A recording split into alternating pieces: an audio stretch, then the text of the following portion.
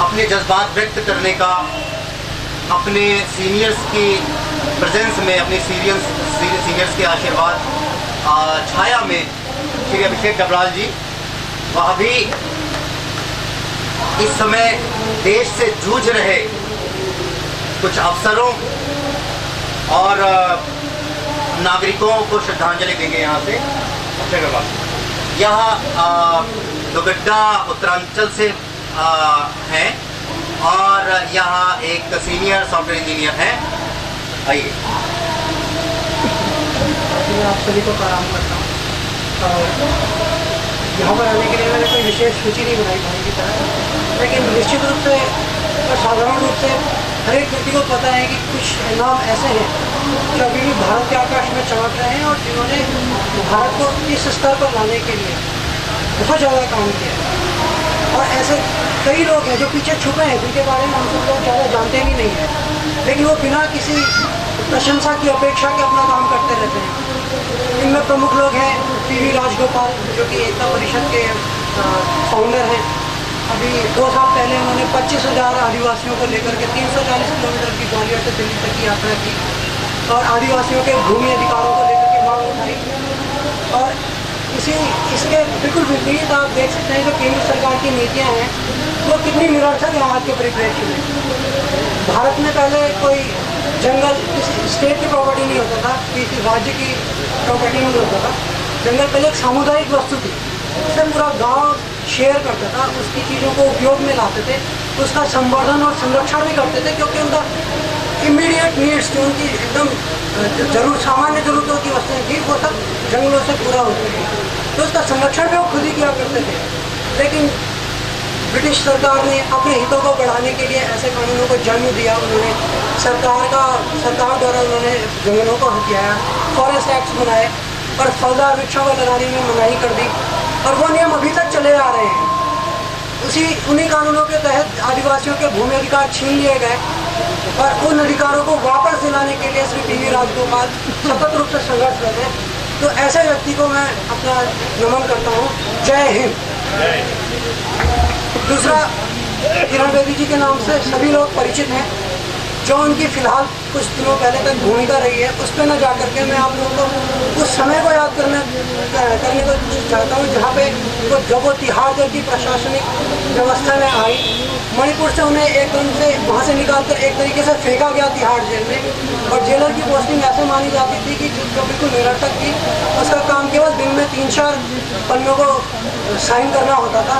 ऐसी अवस्था में उन्होंने तिहाड़ जेल को एक तिहाड़ आश्रम बनाने में योगदान दिया, और वो कितना महान योगदान था। आप देखेंगे कि जिस स्वराज की काम आज लोग कर रहे हैं, जिस स्वराज के बारे में लोग कह रहे हैं कि ग्राम पंचायतों को उनका हक मिले, उन्होंने जेल के अंदर वो स्वराज की व्यवस्था की।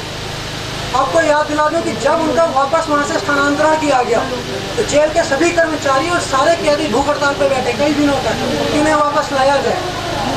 उन्होंने वहाँ पर पंचायत तक की व्यवस्था की, वहाँ जो लोग नशे में फंसे हुए थे उनको बाहर निकाला। ऐसे उनके इस प्रकार के प्रयासों को मैं नमन करता हूँ। जय हिंद। ऐसे ही अनेक नाम है, लेकिन क्योंकि ये परिचर्चा आज सिक्योरिटी के ऊपर है तो इस पर भी मैं 2-4 बातें कहना चाहता हूँ।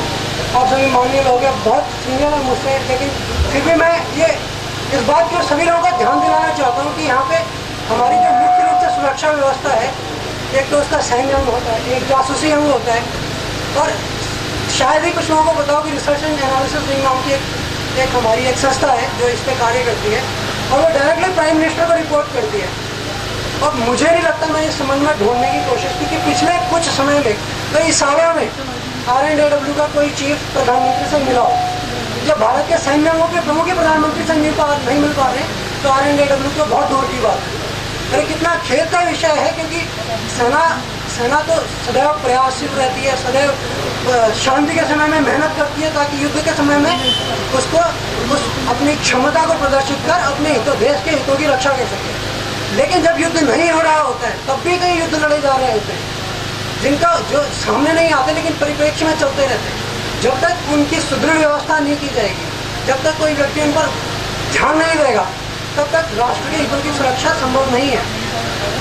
अभी हाल ही में सिंधु रक्षक डूबी है, ठीक है। तो इसमें लोगों के अलग अलग परिप्रेक्ष्य हैं।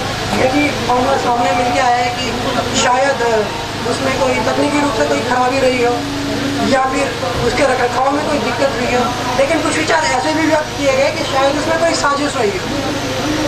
और ये कोई इसको केवल कपोल कल्पना मान लेना उचित नहीं होगा, क्योंकि हम जानते हैं कि इजराइल और अमेरिका के हैकर्स ने मिलकर के कुछ साल पहले ईरान के न्यूक्लियर रिएक्टर्स को सैबोटेज किया था और केवल एक सॉफ्टवेयर के थ्रू किया था।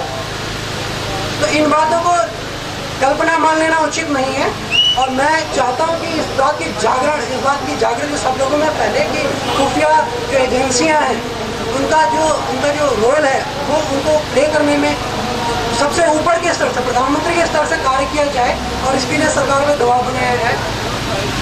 इसके साथ ही जो अब रक्षा के क्षेत्र में जो खरीदारी हो रही है उसके लिए कुछ नियम बनाए गए हैं और ये अच्छी बात है कि अब पिछले साल ही वो नियम आए, नए नियम आए हैं जिससे स्वदेशी वस्तुओं को बढ़ावा मिलेगा। तो ये बात भी सामने रखे जाने की जरूरत है कि ये माना जाता है कि हमारे पास उपकरण एकदम लेटेस्ट होने चाहिए जिससे हम किसी भी चुनौती का मुकाबला कर सके, लेकिन वो एक परंपरागत रूप से भारत में ही ऐसी इंडस्ट्री का, ऐसे उद्योगों का विकास करना होगा कि वैसे उपकरण हम खुद बना सके। दूसरों से खरीदे हुए उपकरणों पे कभी भी कोई देश कोई सुपर पावर नहीं बन सकता। ये सत्य है, इसे हमें स्वीकार करना होगा। इस बात में मैं चाहूँगा कि आप माननीय लोग इस बात पर अपने विचार रखें और ज़्यादा न कहते हुए मैं इन्हीं बातों के साथ अपने विचार समाप्त करता हूँ। जय हिंद।